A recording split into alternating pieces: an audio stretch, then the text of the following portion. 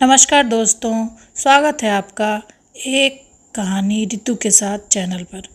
तो अभी तक हम मुंशी प्रेमचंद का एक अमर उपन्यास गबन पढ़ रहे हैं। आपने अब तक के 4 भागों में जाना कि कैसे बचपन से अभी तक जालपा एक चंद्रहार की कामना लेकर जी रही थी और उसकी माँ ने उसको बोला था कि बेटा, तुम्हारी शादी में तुम्हें चंद्रहार मिल जाएगा। पर जब उसकी तीनों सहेलियों ने आके उसको बताया कि तुम्हें ससुराल से चढ़ावे में सब कुछ आया है पर चंद्रहार नहीं आया, तो किस तरह से वह दुखी है, आगे सुनिए 5वें भाग में। महाशय दयानाथ जितनी उमंगों से ब्याह करने गए थे उतना ही हतोत्साह होकर लौटे। दीनदयाल ने खूब दिया, लेकिन वहाँ से जो कुछ मिला वह सब नाच तमाशे नैंगचार में खर्च हो गया। बार बार अपनी भूल पर पछताते, क्यों दिखावे और तमाशे में इतने रुपए खर्च किए, इसकी ज़रूरत ही क्या थी। ज़्यादा से ज़्यादा लोग यही तो कहते, महाशय बड़े कृपण हैं। उतना सुन लेने में क्या हानि थी। मैंने गांव वालों को तमाशा दिखाने का ठेका तो नहीं लिया था। यह सब रमा का दुस्साहस है। उसी ने सारे खर्च बढ़ा कर मेरा दिवाला निकाल दिया और सब तकाजे तो 10-5 दिन टल भी सकते थे, पर सर्राफ किसी तरह न मानता था। शादी के 7वें दिन उसे 1000 रुपये देने का वादा था। 7वें दिन सर्राफ आया, मगर यहाँ रुपए कहाँ थे। दयानाथ में लल्लो चप्पू की आदत न थी, मगर आज उन्होंने उसे चकमा देने की खूब कोशिश की। किस्त बांधकर सब रुपए 6 महीने में अदा कर देने का वादा किया। फिर 3 महीने पर आए, मगर सर्राफ भी एक ही घुटा हुआ आदमी था। उसी वक्त टला जब दयानाथ ने तीसरे दिन बाकी रकम की चीज़ें लौटा देने का वादा किया, और यह भी उसकी सज्जनता ही थी। वह तीसरा दिन भी आ गया और अब दयानाथ को अपनी लाज रखने का कोई उपाय न सूझता था। कोई चलता हुआ आदमी शायद इतना व्यग्र न होता। हीले हवाले करके महाजन को महीनों टालता रहा, लेकिन दयानाथ इस मामले में अनाड़ी थे। रामेश्वरी ने आकर कहा, भोजन कब से ठंडा हो रहा है, खाकर तब बैठो। दयानाथ ने इस तरह गर्दन उठाई मानो सिर पर सैकड़ों मन का बोझ लदा हुआ है। बोले, तुम लोग जाकर खा लो, मुझे भूख नहीं है। रामेश्वरी बोली, भूख क्यों नहीं है, रात भी तो कुछ नहीं खाया था। इस तरह दाना पानी छोड़ देने से महाजन के रुपए थोड़े ही अदा हो जाएंगे। दयानाथ, मैं सोचता हूँ उसे आज क्या जवाब दूंगा। मैं तो यह विवाह करके बुरा फंस गया। बहू कुछ गहने लौटा तो देगी। रामेश्वरी, बहू का हाल तो सुन चुके, फिर भी उससे ऐसी आशा रखते हो। उसकी टेक है कि जब तक चंद्रहार न बन जाएगा कोई गहना ही ना पहनूंगी। सारे गहने संदूक में बंद कर रखे हैं, बस वही एक बिल्लौरी हार गले में डाले हुए है। बहुएं बहुत देखी, पर ऐसी बहू न देखी थी। फिर कितना बुरा मालूम होता है कि कल की आई बहू उससे गहने छीन लिए जाएं। दयानाथ ने चढ़कर कहा, तुम तो जले पर नमक छिड़कती हो। बुरा मालूम होता है तो लाओ, 1000 निकाल कर दे दो, महाजन को दे आऊँ। देती हो? बुरा मुझे खुद मालूम होता है, लेकिन उपाय क्या है, गला कैसे छूटेगा। सत्यदेव हैं, पक्का मकान खड़ा कर दिया, जमींदारी खरीद ली। बेटी के ब्याह में कुछ नहीं तो 5000 तो खर्च किए होंगे दयानाथ। जब ही दोनों लड़के भी तो चल दिए। रामेश्वरी, मरना जीना तो संसार की गति है। लेते हैं वह भी मरते हैं, नहीं लेते वह भी मरते हैं। अगर तुम चाहो तो 6 महीने में सब रुपए चुका सकते हो। दयानाथ ने त्योरी चढ़ाकर कहा, जो बात जिंदगी भर नहीं की वह अब आखिरी वक्त नहीं कर सकता। बहू से साफ साफ कह दो, उससे पर्दा रखने की ज़रूरत ही क्या है, और पर्दा रहे ही कितने दिन सकता है। आज नहीं तो कल सारा हाल मालूम हो ही जाएगा। बस 3-4 चीज़ें लौटा दे तो काम बन जाए। तुम उससे एक बार कहो तो। रामेश्वरी झुंझलाकर बोली, उससे तुम ही कहो, मुझसे तो ना कहा जाएगा। सहसा रमानाथ टेनिस रैकेट लिए बाहर से आया। सफ़ेद टेनिस शर्ट, सफ़ेद पतलून, कैनवस का जूता, गोरे रंग और सुंदर मुखाकृति पर इस पहनावे ने रईसों की शान पैदा कर दी थी। रूमाल में बेले के गजरे लिए हुए था, उससे सुगंध उड़ रही थी। माता पिता की आंखें बचाकर वह जीने पर जाना चाहता था कि रामेश्वरी ने टोका, इन्हीं के तो सब कांटे बोए हुए हैं, इनसे क्यों नहीं सलाह लेते रमा से। तुमने नाच तमाशे में 1200-1300 रुपये उड़ा दिए, बतलाओ सर्राफ को क्या जवाब दिया जाए। बड़ी मुश्किलों से कुछ गहने लौटाने पर राजी हुआ, मगर बहू से गहने मांगे कौन? यह सब तुम्हारी ही करतूत है। रमानाथ ने इस आक्षेप को अपने ऊपर से हटाते हुए कहा, मैंने क्या खर्च किया? जो कुछ किया बाबूजी ने किया। हाँ, जो कुछ मुझसे कहा गया वह मैंने किया। रमानाथ के कथन में बहुत कुछ सत्य था। यदि दयानाथ की इच्छा न होती तो रमा क्या कर सकता था?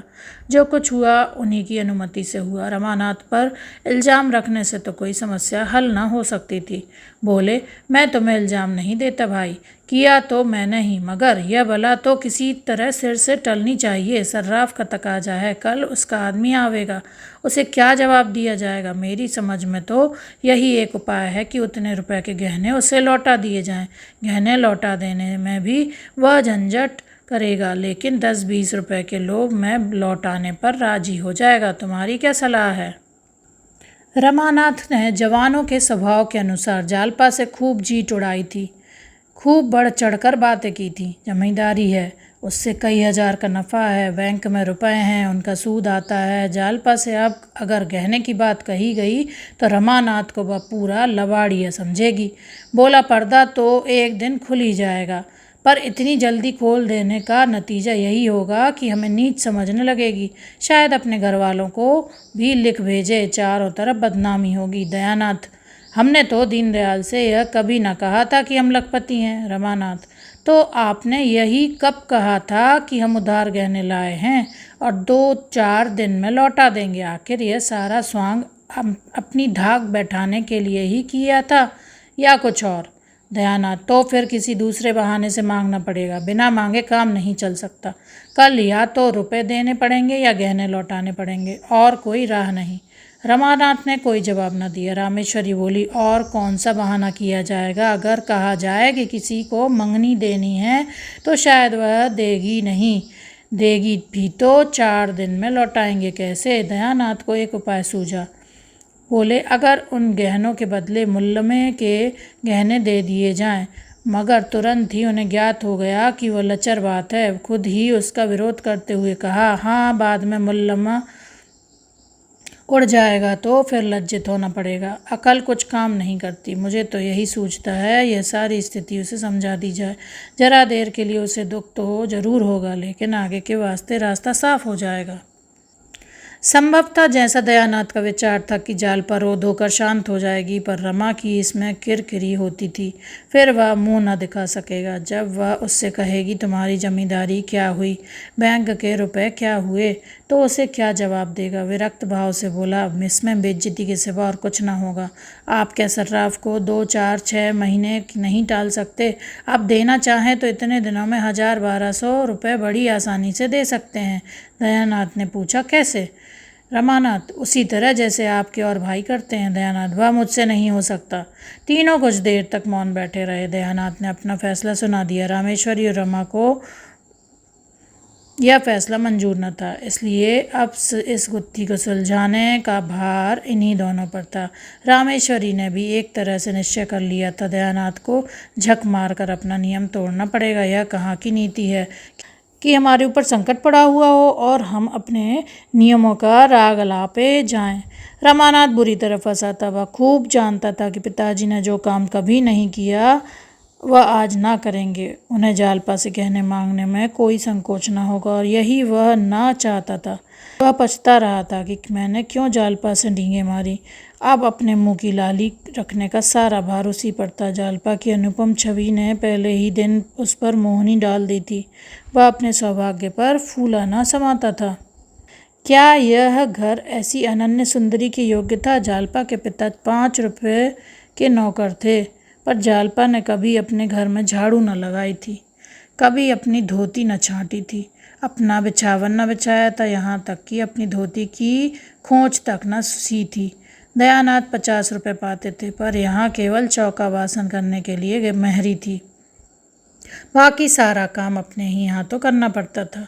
जालपा शहर और देहात का क्या फ़र्क जाने, शहर में रहने का उसे को कभी अवसर ही ना पड़ा था। वह कई बार पति और सास से सा आश्चर्य पूछ चुकी थी, क्या यहाँ कोई नौकर नहीं है? जालपा के घर दूध दही घी की कमी नहीं थी, यहाँ बच्चों को भी दूध मयस्सर न था। इन सारे अभावों की पूर्ति के लिए रमानाथ के पास मीठी मीठी बड़ी बड़ी बातों के सिवा और क्या था। घर का किराया 5 रुपया था, रमानाथ ने 15 बतलाए थे। लड़कों की शिक्षा का खर्च मुश्किल से 10 रुपये था, रमानाथ ने 40 बतलाए थे। उस समय उसे इसकी जरा भी शंका न थी कि एक दिन सारा भंडा फूट जाएगा। मिथ्या दूरदर्शी नहीं होता, लेकिन वह दिन इतनी जल्दी आएगा यह कौन जानता था। अगर उसने ये डींगें न मारी होती तो रामेश्वरी की तरह वह भी सारा भार दयानाथ पर छोड़कर निश्चिंत हो जाता, लेकिन इस वक्त वह अपने ही बनाए हुए जाल में फंस गया था। कैसे निकले कि उसने कितने ही उपाय सोचे, लेकिन कोई ऐसा न था जो आगे चलकर उसे उलझनों में डाल देता, दलदल में न फंसा देता। एकाएक उसे एक चाल सूझी, उसका दिल उलझ पड़ा, पर इस बात को वह मुंह तक ना ला सका। ओह, कितनी नीचता है, कितना कपट, कितनी निर्दयता, अपनी प्रेयसी के साथ ऐसी धूर्तता। उसके मन ने उसे धिक्कारा। अगर इस वक्त उसे कोई 1000 रुपया देता तो वह उसका उम्र भर के लिए गुलाम हो जाता। दयानाथ ने पूछा, कोई बात सूझी? मुझे तो कुछ नहीं सूझता, कोई उपाय सोचना ही पड़ेगा। आप ही सोचिए, मुझे तो कुछ नहीं सूझता। क्यों नहीं, उससे 2-3 गहने मांग लेते। तुम चाहो तो ले सकते हो, हमारे लिए मुश्किल है, मुझे शर्म आती है।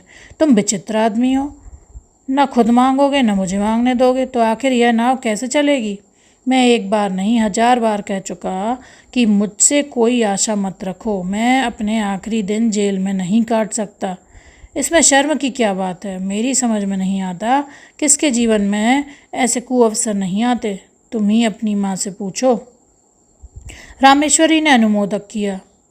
मुझसे तो नहीं देखा जाता था कि अपना आदमी चिंता में पड़ा रहे, मैं गहने पहने बैठी रहूं, नहीं तो आज मेरे पास भी गहने न होते। एक एक करके सब निकल गए। विवाह में 5000 से कम का चढ़ाव नहीं गया था, मगर 5 ही साल में सब स्वाहा हो गया। तब से एक छल्ला बनवाना भी नसीब न हुआ। दयानाथ जोर देकर बोले, शर्म करने का यह अवसर नहीं है, इन्हें मांगना पड़ेगा। रमानाथ ने झेंपते हुए कहा, मैं मांग तो नहीं सकता, कहिए तो उठा लाऊं। यह कहते कहते लज्जा, क्षोभ और अपनी नीचता के ज्ञान से उसकी आंखें सजल हो गईं। दयानाथ ने भौचक्का होकर कहा, उठा लाओगे उससे छिपा कर? रमानाथ ने तीव्र कंठ से कहा, और आप क्या समझ रहे हैं? दयानाथ ने माथे पर हाथ रख लिया और एक क्षण के बाद आहत कंठ से बोले, नहीं, मैं ऐसा ना करने दूंगा। मैंने छल कभी नहीं किया और ना कभी करूँगा। भाभी अपनी बहू के साथ, छी छी, जो काम सीधे चल सकता है उसके लिए यह फरेब। कहीं उसकी निगाह पड़ गई तो समझते हो वह तुम्हें दिल में क्या समझेगी? मांग लेना इससे कहीं अच्छा है। रमानाथ, आपको इससे क्या मतलब? मुझसे चीज़ें ले लीजिएगा, मगर जब आप जानते थे यह नौबत आएगी तो इतने जेवर लेने की ज़रूरत ही क्या थी? व्यर्थ की विपत्ति मोल ली। इससे कई लाख गुना अच्छा था कि आसानी से जितना ले जा सकते उतना ही ले जाते। उस भोजन से क्या लाभ कि पेट में पीड़ा होने लगे। मैं तो समझ रहा था कि आपने कोई मार्ग निकाल लिया होगा।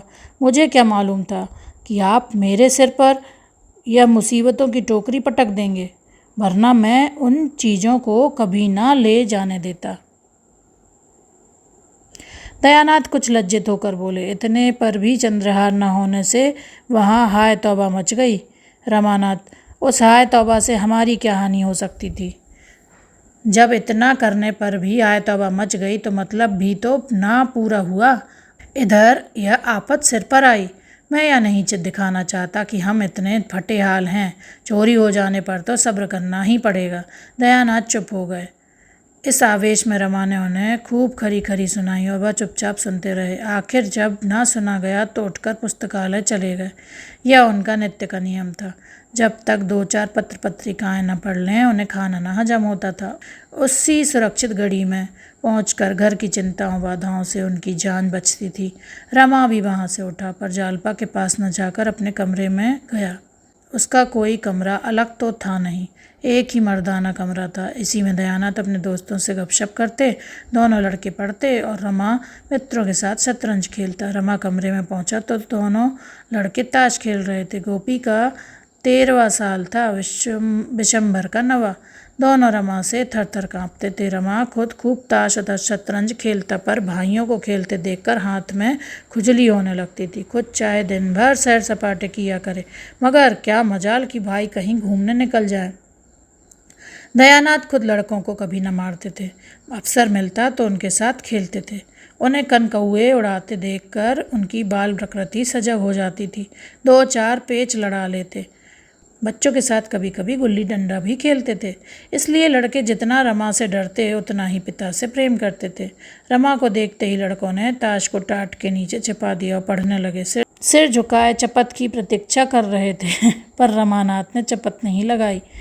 मोड़े पर बैठकर गोपीनाथ से बोला, तुमने भंग की दुकान देखी है ना? नुक्कड़ पर? गोपीनाथ प्रसन्न होकर बोला, हाँ देखी, क्यों नहीं। जाकर 4 पैसे का माजून ले लो, दौड़े हुए आना।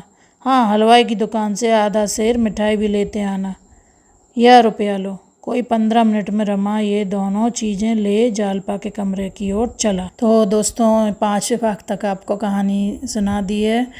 आगे की कहानी सुनिएगा और बताते जाएं कैसा लग रहा है मेरे पढ़ने का तरीका। आपको हमारे प्रेमचंद जी का यह उपन्यास गबन कैसा लग रहा है।